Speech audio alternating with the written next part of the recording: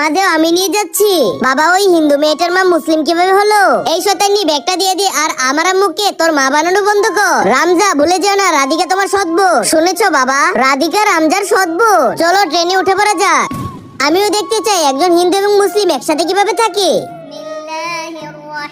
জয় শ্রীকৃষ্ণ, জয় শ্রীকৃষ্ণ। মা, আমার পূজা হয়ে গেছে, এবার আমি তোমাদেরকে তিলক লাগিয়ে দিই। দাঁড়া, মা তোকে মেয়ে মানলেও আমি তোকে কখনোই বোন মানি না। খুব তাড়াতাড়ি ওকে তুই বোন মানবি, মাত্র নামাজ পড়লি, যা কিছু খেয়ে আয়।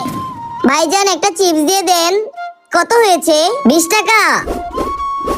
মার কাছ থেকে টাকা আনতে তো ভুলেই গেলাম। ভাইজান, এটা দাঁড়াও।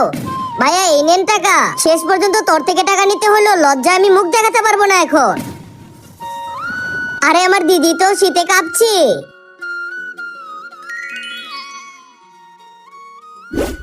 হ্যাঁ, তোকে আমি শেষবারের মতো বলছি, পাথরও গলে যেতে পারে, কিন্তু আমি একজন হিন্দুকে বোন হিসেবে মেনে নিব না। আন্টি আমাকে এখানে কেন ডেকেছে? আমি তোকে যেমন যেমন বলবো তেমন তেমনই করবে।